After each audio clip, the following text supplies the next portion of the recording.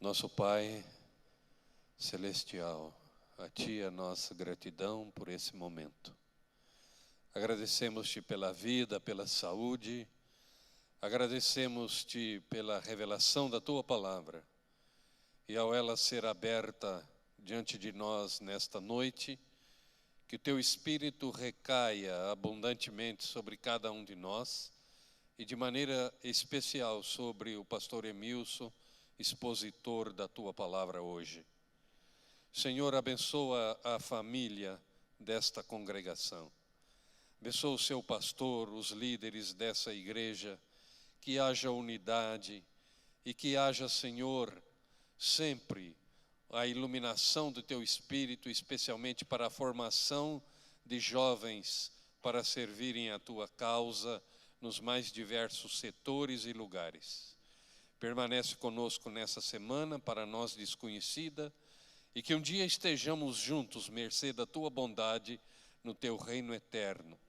São bênçãos que Te rogamos e agradecemos, em nome do Senhor Jesus, nosso Salvador. Amém.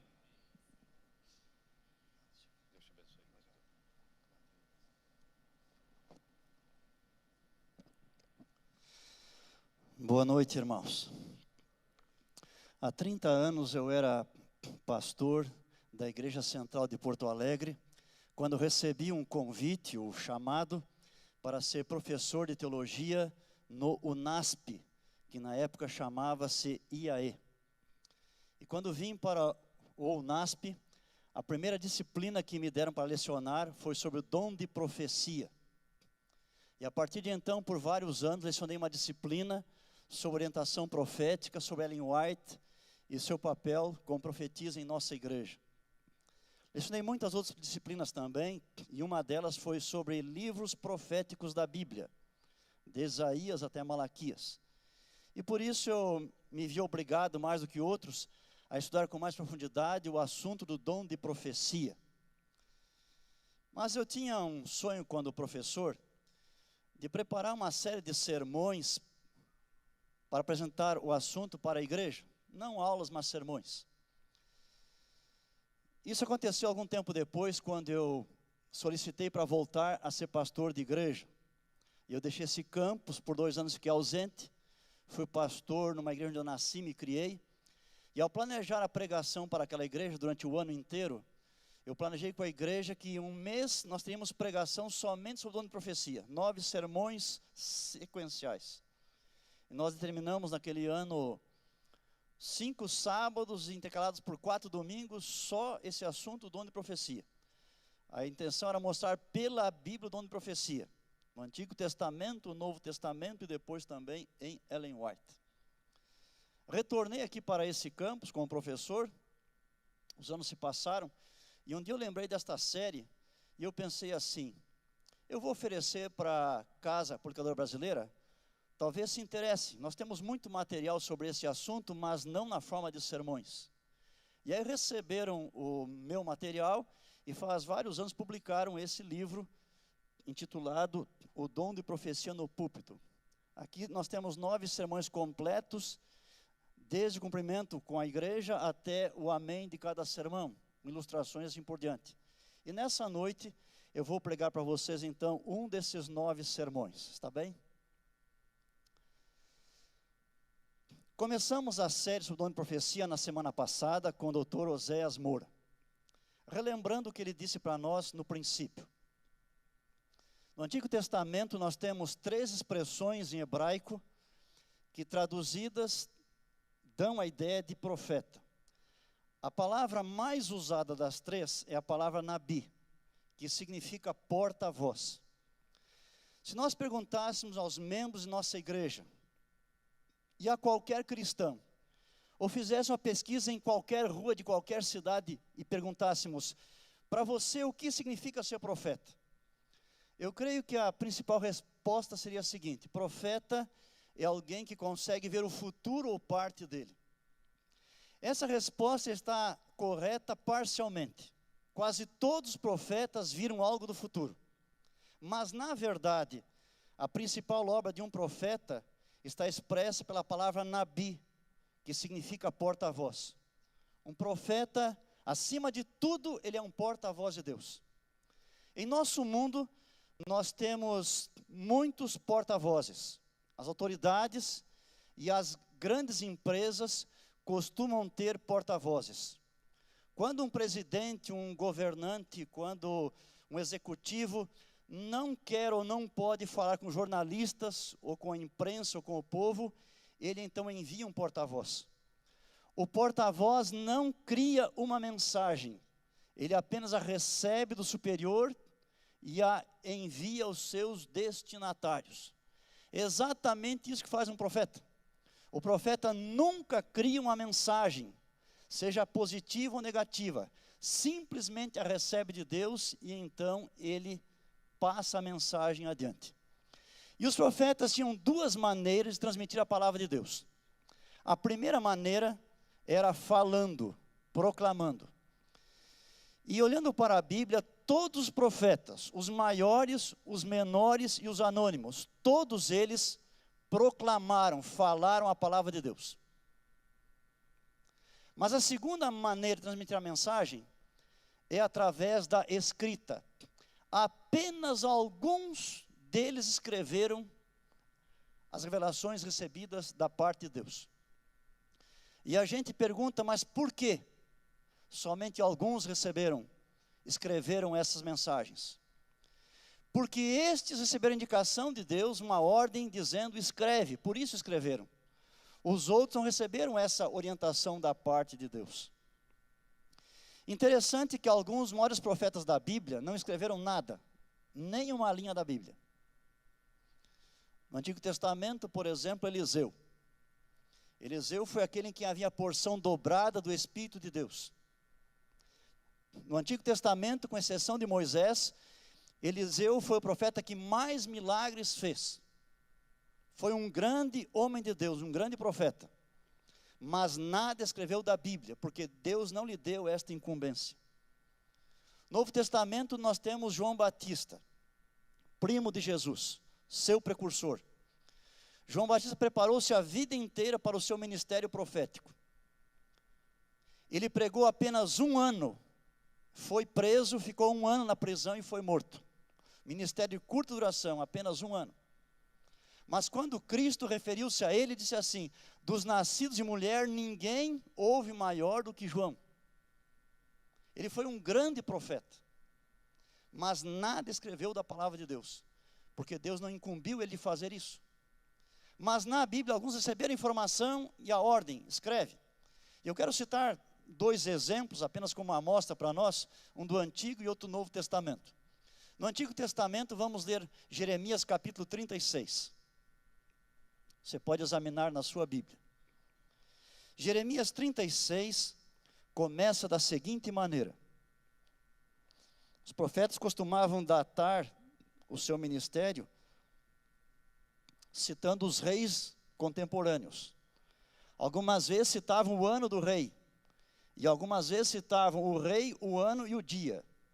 Nesse caso aqui, Jeremias escreveu assim: no 4º ano de Jeoaquim, filho de Josias, rei de Judá, veio esta palavra do Senhor a Jeremias dizendo, toma um rolo, um livro e escreve nele todas as palavras que te falei contra Israel, contra Judá e contra todas as nações, desde o dia em que te falei, desde os dias de Josias até hoje. Se você examinar nesse mesmo livro de Jeremias, capítulo 25, primeiros versos, você vai perceber que fazia 23 anos que Jeremias era profeta. Por 23 anos nada escreveu, apenas proclamava, apenas falava ao rei, aos príncipes, ao povo, aos sacerdotes. E agora Deus diz, Jeremias, eu quero que você coloque aí num rolo, num livro, tudo que eu te revelei até hoje, desde o primeiro dia, nesses 23 anos, tudo coloque num livro. E aí Jeremias então, ele escreveu, e temos hoje o seu livro na Bíblia. Na verdade, Jeremias escreveu um livro, esse livro foi lido lá no pátio do templo, para quem estava nas proximidades. Os príncipes ouviram a leitura, acharam importante e levaram o livro ao rei. O livro foi lido diante do rei, e enquanto liam aquele rolo, o rei ia cortando os pedaços lidos, jogando numa lareira e queimando. Quando acabou a leitura, também acabou a primeira edição do livro de Jeremias. Não havia mais livro. Era um rei ímpio. Todavia, Deus disse assim: vai ter uma segunda edição agora ampliada. E aí foi escrito um novo livro, com mais juízos e castigos para aquele ímpio rei, que havia rejeitado a palavra de Deus. Mas veja, Jeremias escreveu porque Deus foi claro, escreve. Vamos ver um exemplo no Novo Testamento. Apocalipse, capítulo 1. Dos versos 9 a 11, o idoso João escreveu assim: Eu, João, irmão vosso e companheiro na tribulação, no reino e na perseverança em Jesus, achei-me na ilha chamada Patmos, por causa da palavra de Deus e do testemunho de Jesus. Achei-me em espírito no dia do Senhor, e ouvi por detrás de mim grande voz, como trombeta, dizendo: O que vês, escreve em livro, e manda às 7 igrejas. E é por isso que temos o Apocalipse, porque ele foi obediente, escreveu, e aí resultou em termos esse precioso livro na palavra de Deus. Assim, irmãos, a palavra profética não é apenas falada, proclamada, ela é escrita. E aquilo que escreveram passou a ser chamado de Escritura, ou como nós chamamos hoje, Sagrada Escritura ou Santa Escritura. Agora, todos nós sabemos que a Bíblia é um livro inspirado por Deus. Mas o que significa isto? Examinemos agora os 2 mais importantes textos da Bíblia a respeito da inspiração. O primeiro deles está na segunda carta de Pedro, 2 Pedro, no capítulo 1, verso 19 em diante. Vamos ler devagarinho aqui. 2 Pedro 1, verso 19 em diante. O apóstolo assim escreveu: Temos assim tanto mais confirmada a palavra profética. Esse é o assunto, que é a palavra dos profetas. E fazeis bem em atendê-la, como a uma candeia que brilha em lugar tenebroso, até que o dia clareie e a estrela da alva nasça em vosso coração. Vejam, aqui é dito que a palavra dos profetas é uma coisa firme, confiável, e que ela ilumina o nosso caminho, ilumina a nossa vida. Na sequência, verso 20 diz: Sabendo primeiramente isto, que nenhuma profecia da Escritura provém de particular elucidação. Portanto, a palavra profética não é só a proclamada, a proferida, ela é também na forma de escritura. E o verso 21 completa dizendo: Porque nunca jamais qualquer profecia foi dada por vontade humana. Entretanto, homens santos falaram da parte de Deus, movidos pelo Espírito Santo. Assim, irmãos, a palavra dos profetas, seja proclamada ou escrita, ela não veio por vontade humana, mas homens separados por Deus, santos, separados, preparados por Deus, no momento certo receberam a revelação e escreveram essa palavra para proveito nosso. O segundo texto da Bíblia mais importante sobre a inspiração é o que está em 2 Timóteo capítulo 3, verso 16. 2 Timóteo 3, 16. Apenas a primeira linha é suficiente, certamente que vocês todos sabem de cor. Diz assim: porque toda a Escritura é inspirada por Deus. Outra versão diz, é divinamente inspirada. Interessante. Mas o que significa isso, que ela é inspirada por Deus? Essa expressão tem a ver com respiração. Então, observe. A nossa respiração tem dois movimentos. Aliás, a respiração em si serve para duas coisas. Primeiro, para manter a nossa vida. É impossível a vida sem respiração. E segundo, ela é importante para a nossa fala. Sem respiração não há fala. Quando nós falamos, nós estamos expelindo o ar. Mas a respiração tem dois movimentos. No primeiro movimento, nós recebemos o ar. Ele entra em nós e vai para os pulmões, daí para o corpo. Como se chama esse movimento de receber o ar? Muito bem, inspiração. E depois nós soltamos o ar, ou sopramos o ar. Como se chama esse movimento? Expiração. Então recebemos e enviamos o ar, ok? Acontece que quando Paulo escreveu essa carta a Timóteo, essa linha que você acabou de ler aí, no original ele não escreveu que toda a escritura é inspirada por Deus. Isso não está lá. Está lá assim: toda a escritura foi inspirada por Deus. Ou foi soprada por Deus. Isso é o original. Mas e por que nós temos inspirada e não expirada? É muito simples. Há muitos séculos, quando havia poucas Bíblias e traduções, um tradutor da Bíblia traduziu essa frase do grego para a língua latina, e ele cometeu um equívoco e traduziu como inspirada. E ao redor do mundo, outras traduções surgiram que se basearam nesta tradução, com esse errinho. E aí, inspirada foi para todo o planeta e vai ficar até o final dos tempos. Tá bem? Porque se alguém mexer, vão dizer o quê? Estão mudando a Bíblia. Deixe inspirada lá. Ok? Agora, toda vez que você ler ou ouvir falar que a Bíblia é inspirada por Deus, lembre, correto ela é soprada por Deus. Expirada por Deus.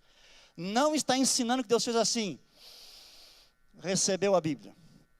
Ensinando que Deus... E quando Paulo escreveu isso, que ele é inspirada por Deus, ou expirada, soprada, o que ele queria ensinar? Que a origem da Bíblia é quem? É Deus. Então a origem da Escritura Sagrada, irmãos, é Deus. Esta informação que nos vem através deste texto sagrado da sua palavra.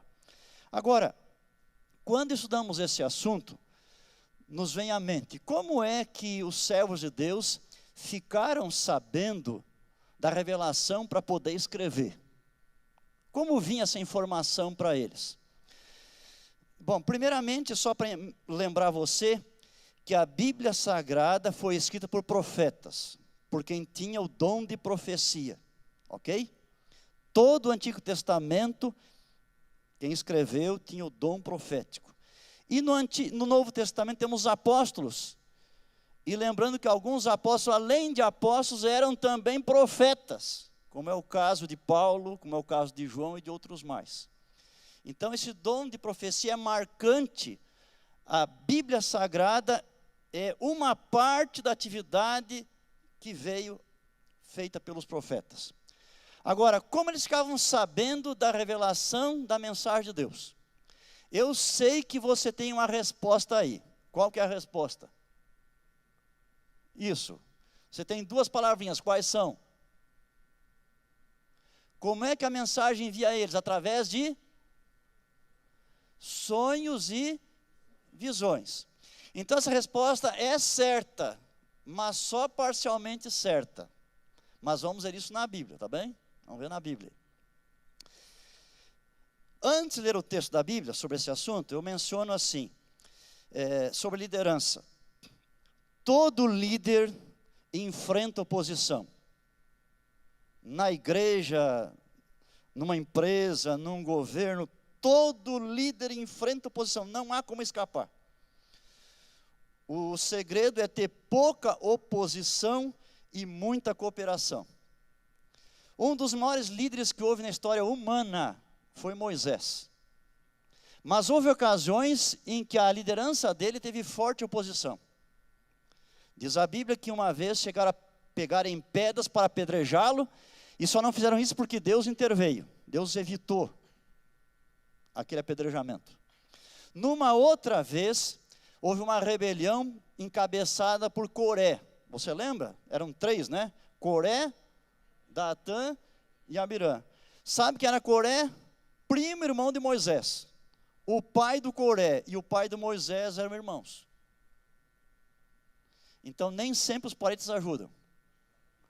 E um primo fez uma rebelião e disse: por que só você e seus irmãos querem liderar? Nós também queremos liderar. Que negócio é esse? Bem, é uma história longa sobre esse assunto.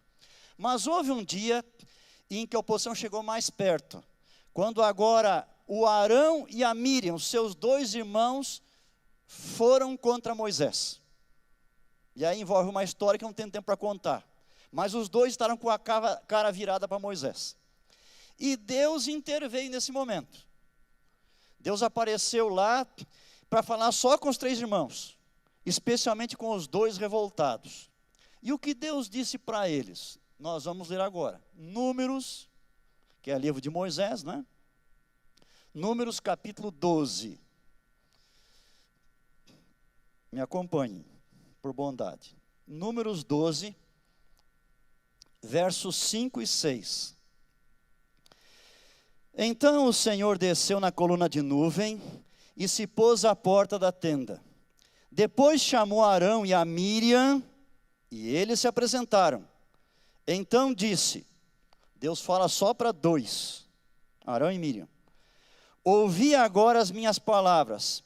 Se entre vós há profeta, eu, o Senhor, em visão, a ele me faço conhecer, ou falo com ele em sonhos. Deixe aberta a sua Bíblia, tem mais coisa depois. Mas aqui estão as 2 maneiras mais comuns. Quando há um profeta no povo de Deus, o mais comum é Deus dar uma revelação a ele por meio de um sonho ou de uma visão. Bem, sonhos. Deus nos fez de modo que nós sonhamos. Esse é um grupo de cientistas que estuda sonhos. É uma parte da ciência. Eu não falo de charlatão e de curioso. Eu falo de cientista. Eles estudam os sonhos. E eles nos dizem que todos nós sonhamos todas as noites. Uma média de 25 a 30 sonhos. A diferença é que alguns de nós, como eu, quando amanhece não lembra de nada. Mas todos nós sonhamos todas as noites. Os nossos sonhos, frequentemente, eles vêm ou derivam das preocupações que temos em nossa vida durante o período de vigília, quando estamos acordados. Aquilo que acontece com nós durante o dia, especialmente preocupações muito grandes, se refletem em sonhos depois. Nós vamos sonhar em relação àquelas coisas. Na verdade, há 3 tipos de sonhos. Nós temos, primeiramente, os sonhos comuns. Não tem nada a ver nem com Deus, nem com o diabo. São sonhos comuns que todos temos. Os sonhos comuns podem ser agradáveis, gostosos, prazerosos, felizes, ou podem ser tristes, terríveis, os tais pesadelos, mas são sonhos comuns. Ok? Um jeito de sonhar também é comer bastante à noite. Ter uma janta bem farta, precisar uma porção de coisas, aí é fatal que a gente sonha bastante também, né? Mas são sonhos comuns. Segundo tipo de sonhos, são sonhos dados por Satanás. Não se preocupe que você não vai tê-los. Somente recebe um sonho assim quem se entregou ao inimigo de Deus, para servi-lo, como é o caso de médiuns espíritas. E em terceiro lugar, você vai ter os sonhos dados por Deus, com mensagens especiais. Quem tem um sonho dado por Deus, não tem nenhuma dúvida de que Deus deu. Ele não sai perguntando para alguém: eu tive um sonho, será que Deus me disse alguma coisa, me revelou algo? Não tem nenhuma dúvida. Quem tem um sonho dado por Deus, um sonho especial com mensagem, ele tem plena certeza de que Deus está revelando alguma coisa para ele. Os sonhos, eles são dados não somente para profetas, para outras pessoas do povo de Deus, e até para quem não é povo de Deus e é pagão. Você tem no Antigo Testamento o exemplo lá do faraó dos dias de José. O faraó sonhou com vacas e espigas, lembram lá? Certo? E quando o faraó acordou, ele tinha convicção que Deus lhe havia dado um sonho. Tinha certeza. Certamente, como nós, sonhou muitas vezes em sua vida. Mas naquele dia ele tinha convicção, Deus me está mostrando alguma coisa. E ele queria saber o significado daquilo. E soube. Séculos depois, temos um outro pagão que foi Nabucodonosor. Nos dias de Daniel, também teve um outro sonho, como uma estátua, por exemplo. Quando ele acordou, ele tinha convicção. E isto aqui é muito importante, Deus está revelando. Convocou todos os seus conselheiros. E até os ameaçou com morte, como você lembra. Porque ele tinha que saber o significado daquilo.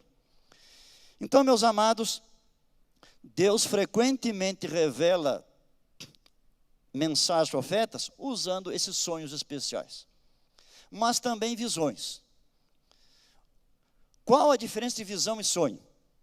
Basicamente não há. Se houver, seria a seguinte. No sonho, o indivíduo que recebe está dormindo. Na visão, ele está acordado.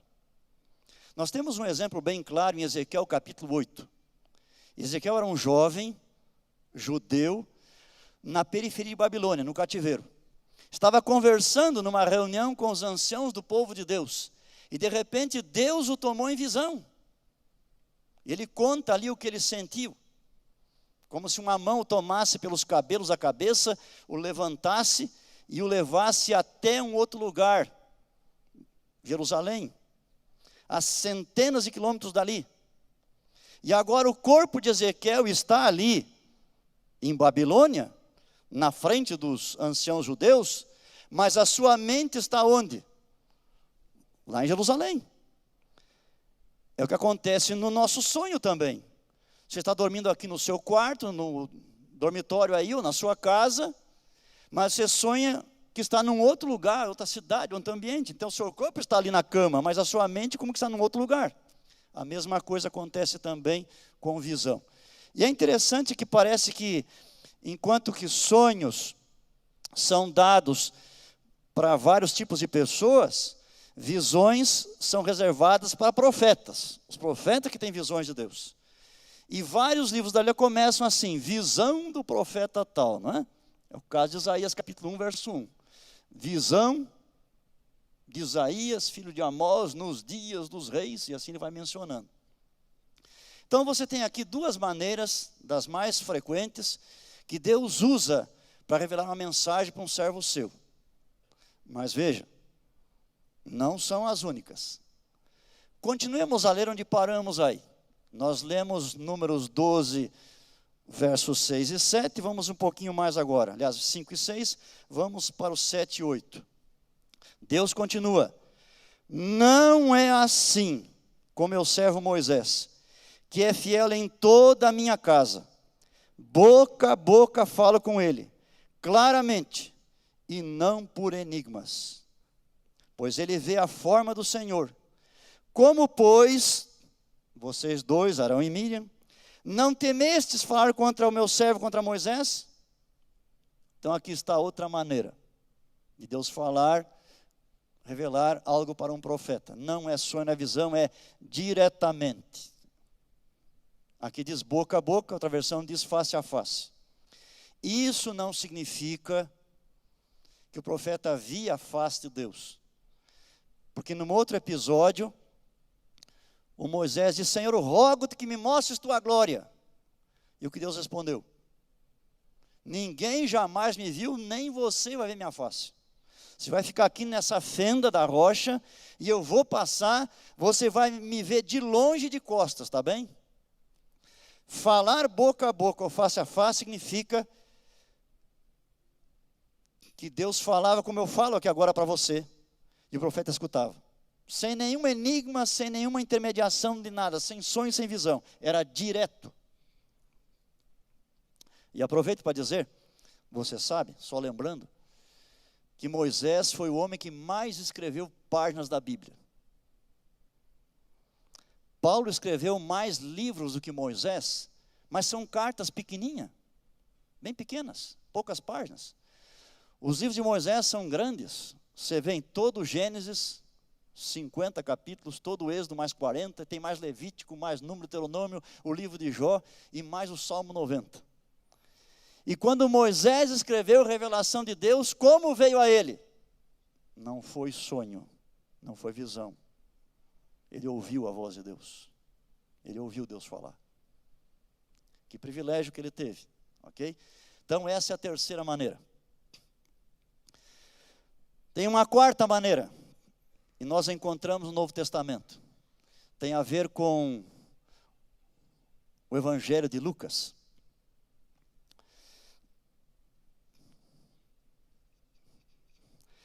Você sabia que Lucas não foi discípulo de Jesus? Além disso, Lucas nunca viu Jesus. Nunca conheceu nem o ouviu. Não escutou nenhum sermão, nenhuma parábola, não viu nenhum milagre, não presenciou nenhum encontro de Jesus, nada soube pessoalmente sobre Jesus. O Lucas é o único escritor da Bíblia que não era judeu.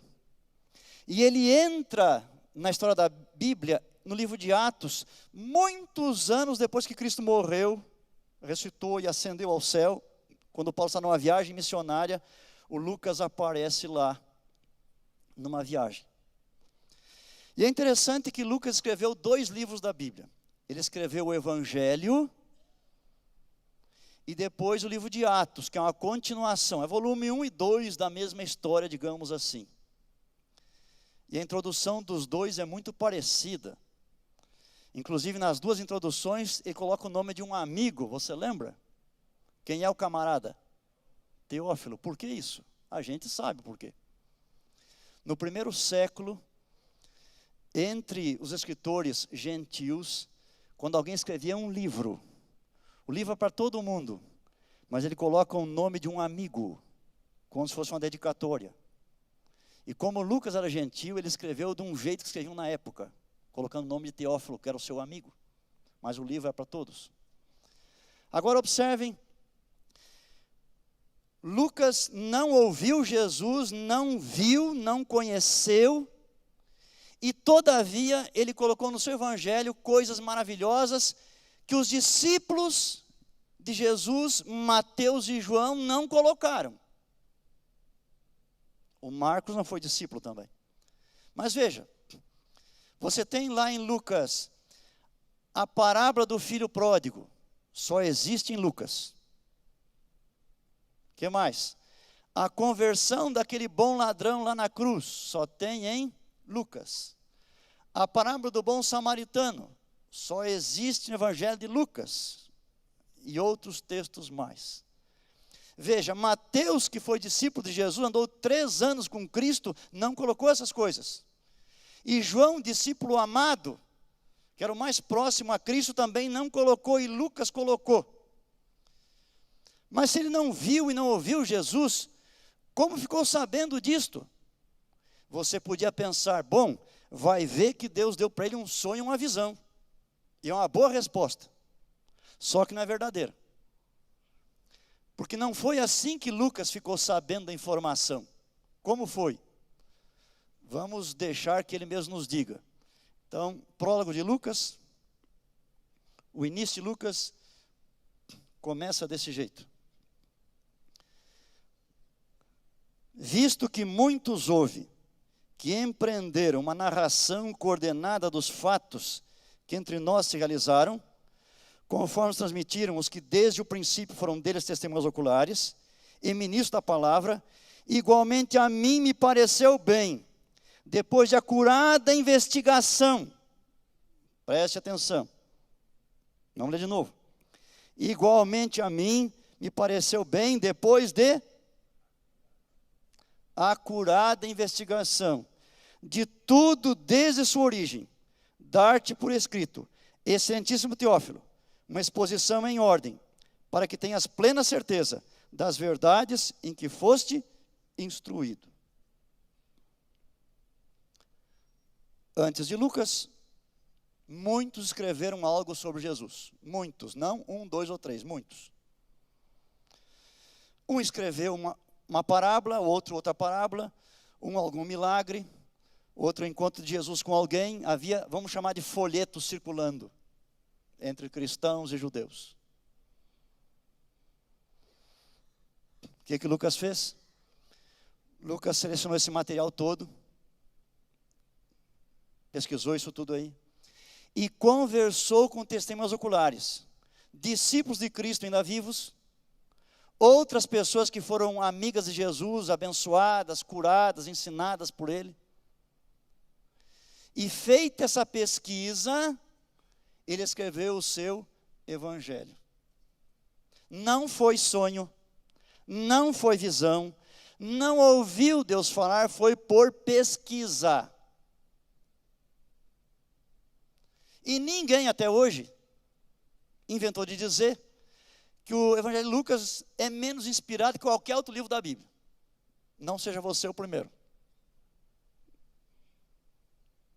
Ele é tão inspirado como qualquer outro livro da Bíblia. E foi por pesquisa. Agora, estamos num centro universitário.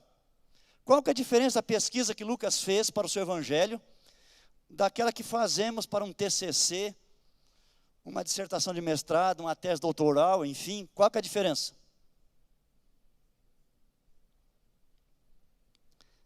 É a guia do Espírito Santo. O Espírito Santo guiou. Nas histórias que ouviu, nas coisas que leu, havia de vez em quando alguma informação truncada, não verdadeira, fantasiosa, enfim. E ele foi habilitado pelo Espírito de Deus a selecionar somente o que fosse verdadeiro, correto, útil e bom para o povo de Deus. E aí temos o seu evangelho, ok? Então você tem aí pelo menos 4 maneiras como vinha a revelação a um servo de Deus para que escrevesse a palavra de Deus, a Escritura Sagrada. Bem, Ellen White foi profetisa por 70 anos. Ela recebeu de Deus 2.000 sonhos e visões proféticas. Frequentemente ela usa a expressão, eu vi. Deus me mostrou em visão. Isso é muito comum em seus escritos. Mas além disso também, algumas informações que ela passa em seus escritos, algumas, vieram por pesquisa. Ela tinha 3 bibliotecas particulares à disposição e ela lia bastante. Ela lia livros sobre Bíblia, sobre religião, sobre educação, sobre saúde e uma infinidade de outros assuntos de interesse da humanidade.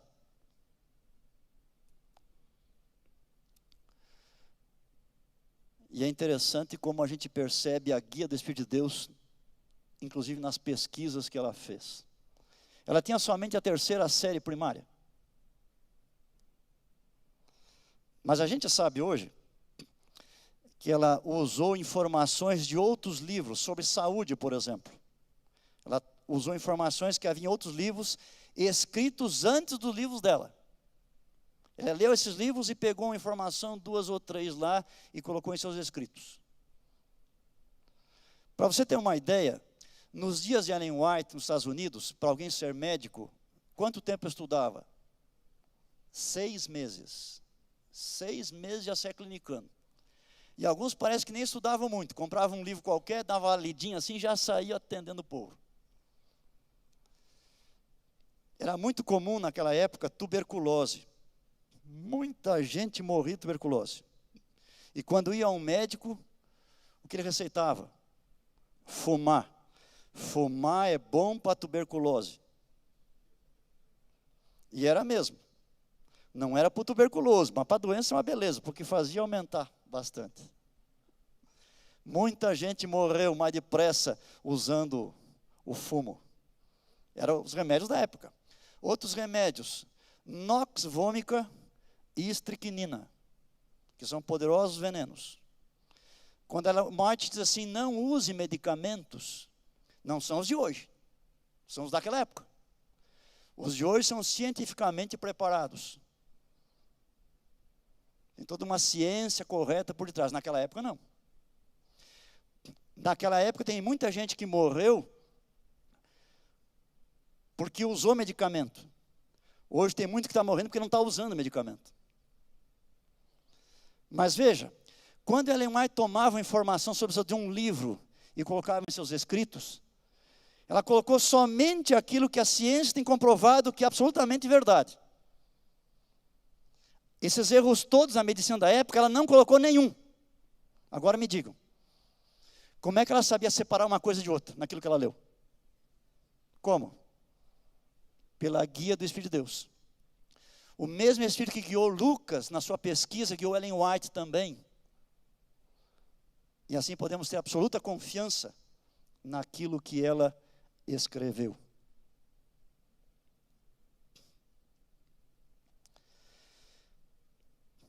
É interessante também que escritores da Bíblia, de vez em quando, eles usavam informações e não eram originais naquilo que diziam. Ser original é ser o primeiro a dizer, o primeiro a dar informação. Frequentemente, os que escreveram a Bíblia não eram os primeiros a dizer. E usaram informação que estava até em documentos pagãos. Por exemplo, em Êxodo 21, versos 23 a 25, tem a famosa lei do talhão, do olho por olho, dente por dente. Essa lei se encontra nas mesmas palavras, basicamente, no Código de Hammurabi. Hammurabi viveu 300 anos antes de Moisés. Se você for hoje ao Museu do Louvre, lá na França, você vai encontrar uma pedra de mais de 2 metros de altura, com as inscrições das leis de Hammurabi, e uma delas na pedra é essa aqui. Então, quando Moisés escreveu essa lei num dos seus livros, ele a recebeu de Deus, mas não foi o primeiro a dizer, porque era uma lei que já existia, e naquela situação e contexto era uma boa lei. Ela não permitia que as pessoas se vingassem automaticamente. Mas quando um caso é levado diante do tribunal, diante de um juiz, o juiz baseava a sentença nessas leis aí. Essa era uma delas. Novo Testamento, em 1 Coríntios 15, 33, Paulo escreveu assim: não vos enganeis, as más conversações corrompem os bons costumes. Bom, essa frase aqui, ele a utilizou de um pagão, um poeta grego chamado Menandro, que viveu 300 anos antes dele. Menandro escreveu muita coisa ruim, mas no meio disso tinha lá uma informação correta, e Paulo, orientado pelo Espírito de Deus, tomou essa informação e colocou na sua palavra. Em Atos 17, 28, temos 2 casos num pequeno verso. Atos 17, 28. A primeira parte, falando de Deus, diz assim: pois nele vivemos e nos movemos e existimos. Paulo era um doutor, entendia muito de judaísmo, certamente que de outra literatura também da época. E ele está usando aqui uma frase de Epimênides, de Creta, que viveu 600 anos antes dele. Na segunda parte do verso 28, de Atos 17, diz assim: como alguns dos vossos poetas têm dito, porque dele também somos geração. Nós sabemos o nome do poeta, chamava-se Aratus, viveu 270 anos antes de Paulo. Esses pagãos queriam muita coisa que não era correta, mas havia alguma coisa de verdade, e o Espírito guiou o escritor bíblico a fazer uso daquilo que ali estava. A mesma coisa também foi com Ellen White. Ela de vez em quando usava palavras de outros escritores para registrar o que Deus lhe havia mostrado.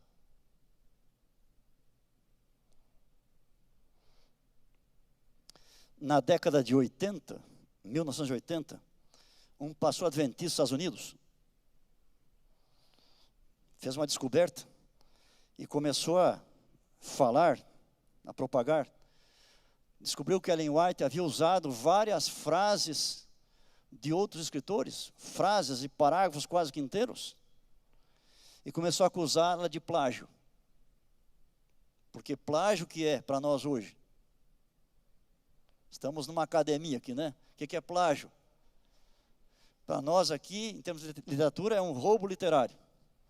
Então, sempre que alguém escreve um artigo científico escreve uma dissertação, um documento qualquer acadêmico, e ele está usando outros autores, tem que colocar a fonte. Basicamente é assim, se o escritor usar exatamente as mesmas palavras do outro, coloca entre aspas, no finalzinho um númerozinho, e depois o númerozinho vai reportar uma fonte, livro, autor, página, assim por diante.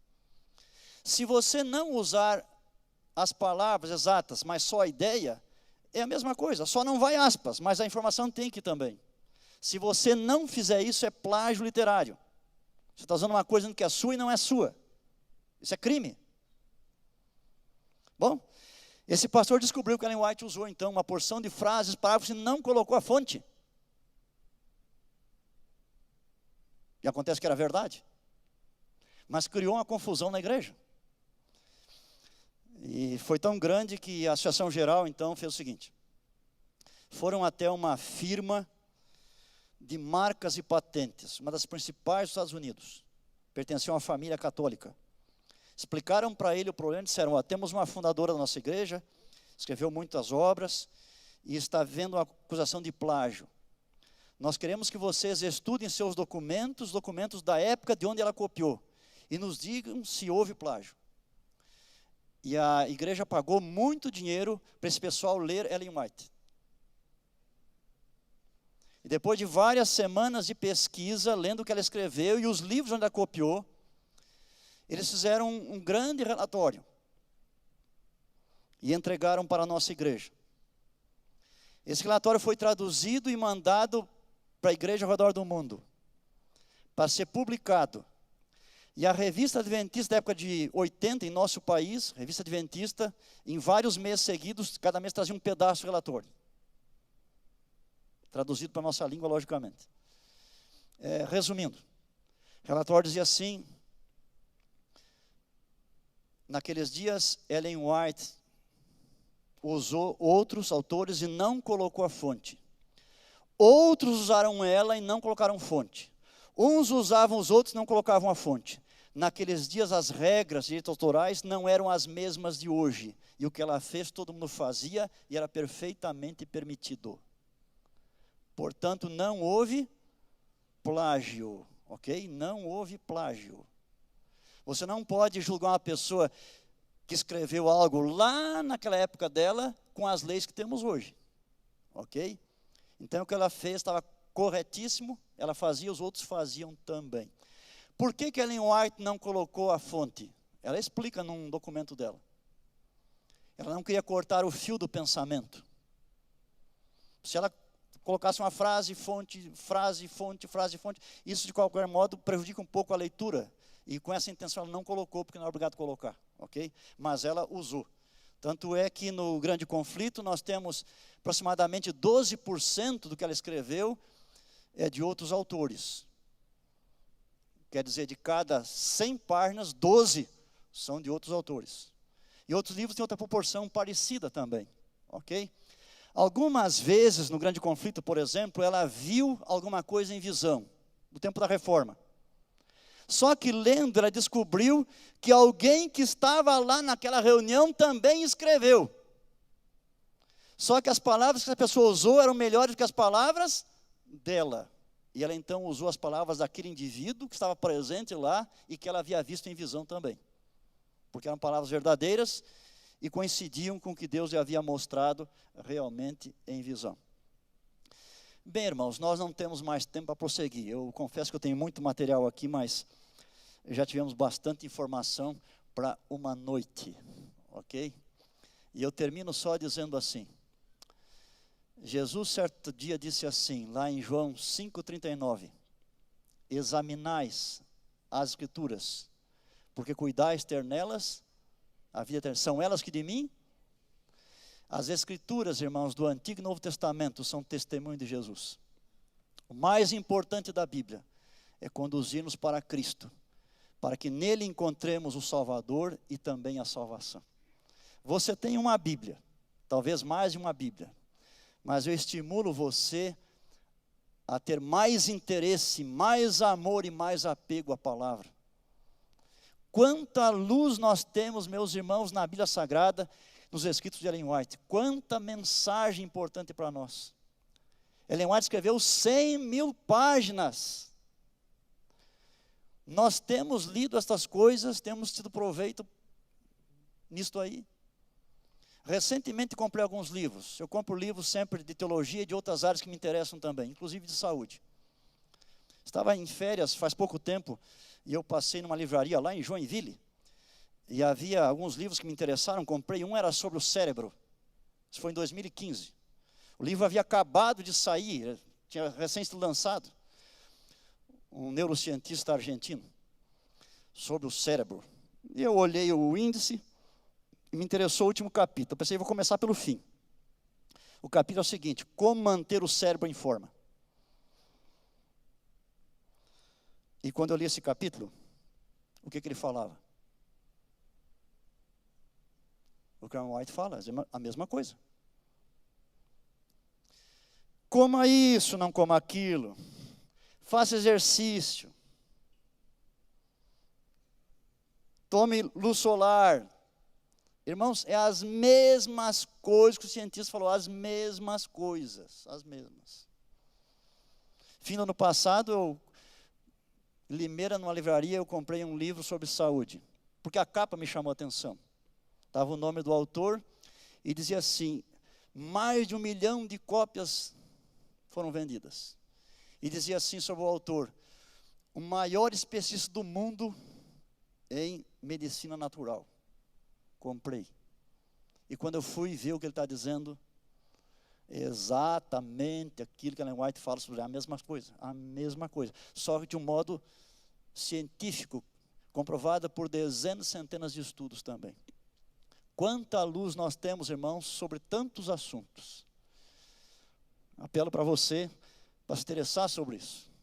Leia a palavra de Deus. Leia o que a Anete escreveu também. Você vai ter menos dor.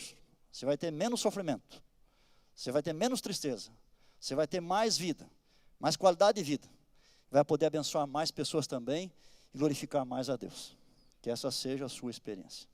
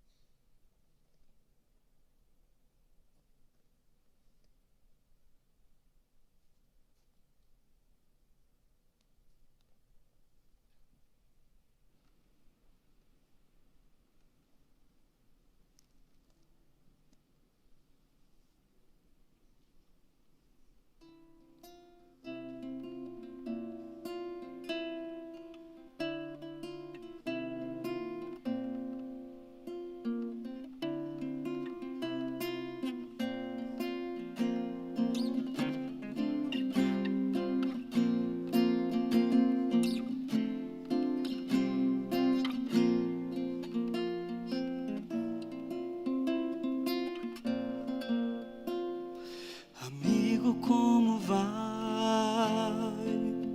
Tenho tanto para falar. Já há tempo eu esperava uma hora te encontrar para sentar e conversar. Estou cansado de lutar, não consigo caminhar. Minha vida se resume em insegurança e dor pela solidão. Já caí por tantas vezes sem poder me levantar. Confiei em sua força e rei. Toda luz que eu pensava ter se apagou. E hoje posso ver quão cego eu estou. Mil perguntas me envolvem, não encontro solução. Os problemas me impedem de pensar. O que faço pra saber que decisão tomar? Qual a minha direção? Um conselho, uma palavra, uma razão para lutar. Te peço outra vez.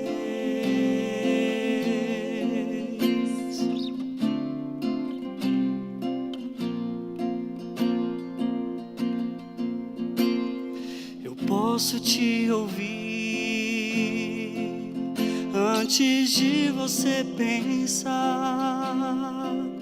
Sofro tanto quando vejo que não posso consolar o meu filho a chorar.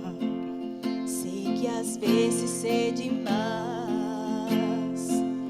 Você pode até pensar que não é mais importante para mim, que eu esqueci de vir lhe ajudar.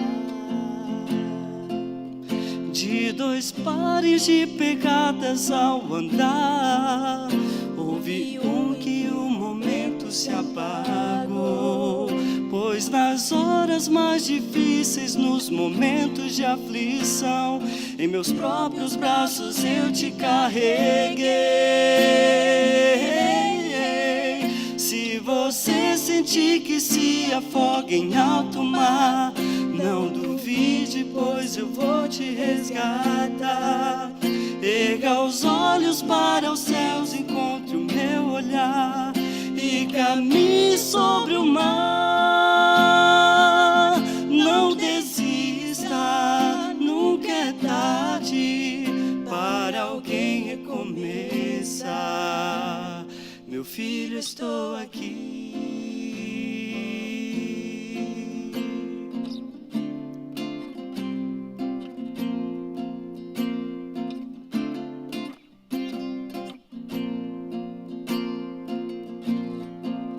Se você sentir que se afoga em alto mar, não duvide, pois eu vou te resgatar. Erga os olhos para os céus, encontre o meu olhar e caminhe sobre o mar. Não desista, nunca é tarde para alguém recomeçar. Meu filho, estou aqui.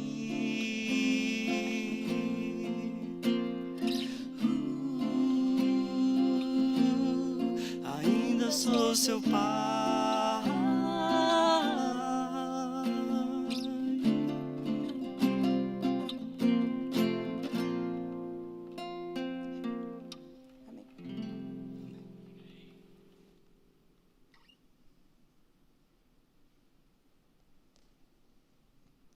Podemos ter um tempo para perguntas sobre o que estudamos. Se alguém tiver, pode fazer.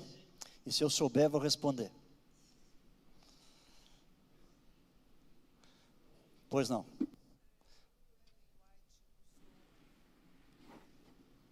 Quando Ellen White usou outros livros nos escritos dela, Deus não tem alguma coisa sobre que Deus indicou para ela alguns livros que ela deveria usar?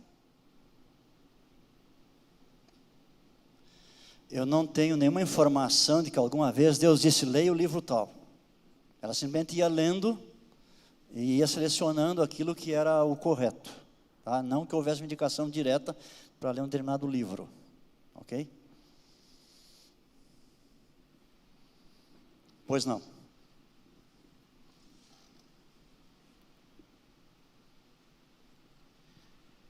Sobre a expiração, o sopro que o senhor disse. Sim.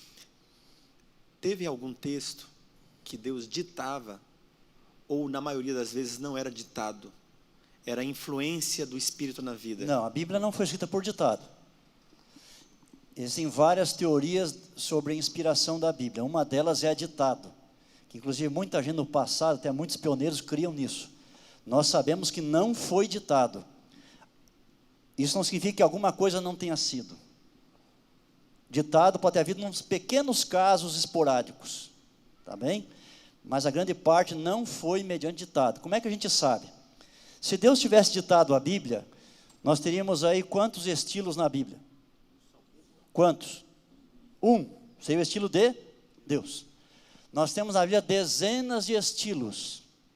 Então, você toma, por exemplo, o Novo Testamento, você pega uns escritores como João e como Marcos, tem um vocabulário mais pobre. Usam menos palavras e um linguajar muito mais simples. Você pega outros escritores como Lucas e o próprio Paulo, é uma linguagem mais erudita, tem mais vocabulário, é um outro jeito de expressar. Então, essas dezenas de estilos mostram que Deus escolhia a pessoa, dava a verdade, mas a pessoa escrevia de acordo com o seu próprio estilo. Quando alguém é inspirado por Deus, não se torna uma nova criatura. Ele vai usar o estilo que ele sempre usou para se comunicar, daquele jeito ali. A orientação do Espírito de Deus, a influência, é para que ele coloque de modo que seja correto, seja bom e útil para o povo de Deus. Essa é a guia do Espírito Santo. Mas respeita a participação humana, no linguajar humano da própria pessoa, do indivíduo que Deus escolheu.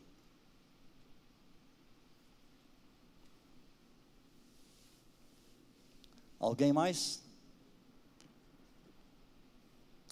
Então, terminando, próximo domingo é 22 de outubro, dia do desapontamento, não esqueça.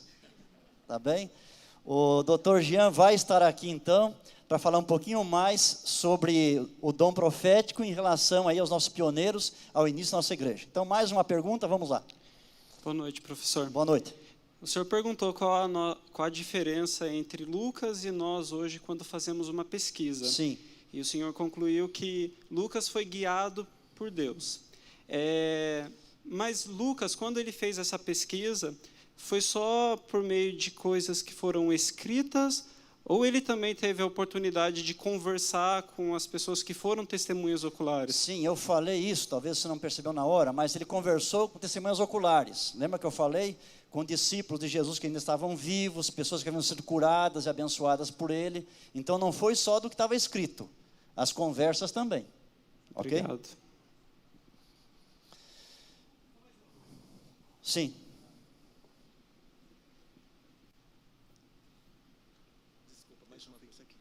Tem alguns detalhes muito pequenos que não me vêm à mente agora, mas tem alguns detalhes entre um evangelho e outro de...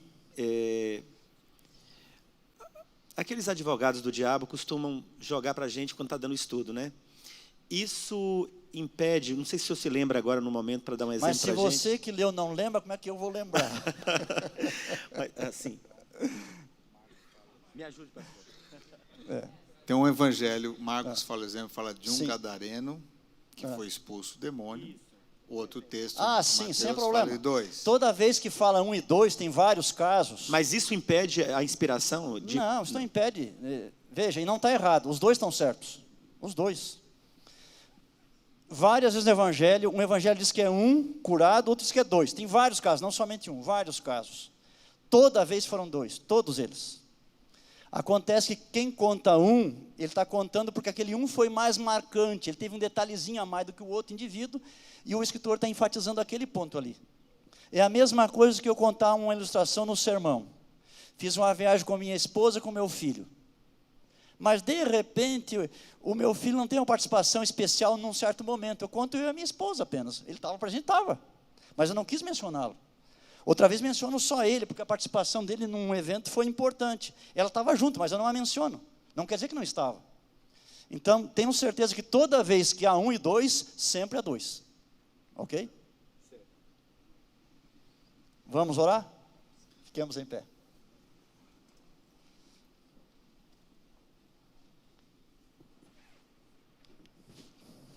Obrigado, Senhor Deus, porque tivemos o privilégio de estarmos aqui na Tua casa, com nossos irmãos de fé, relembrando Tuas preciosas verdades. Senhor Deus, nós temos em nossas mãos, em nossos lares, a Tua preciosa palavra, o Antigo e o Novo Testamento. E os livros de Ellen White também, com luz preciosa para os nossos dias. Nos ajuda, Senhor, a termos tempo para examinarmos estas coisas, e que em nossa leitura sejamos ricamente abençoados, fortalecidos, e tenhamos assim condições de enfrentar os últimos dias e nos prepararmos para o retorno de Jesus. Abençoa cada um individualmente, nos dá o Teu perdão e a Tua preciosa paz, em nome de Jesus. Amém. Uma boa semana para todos.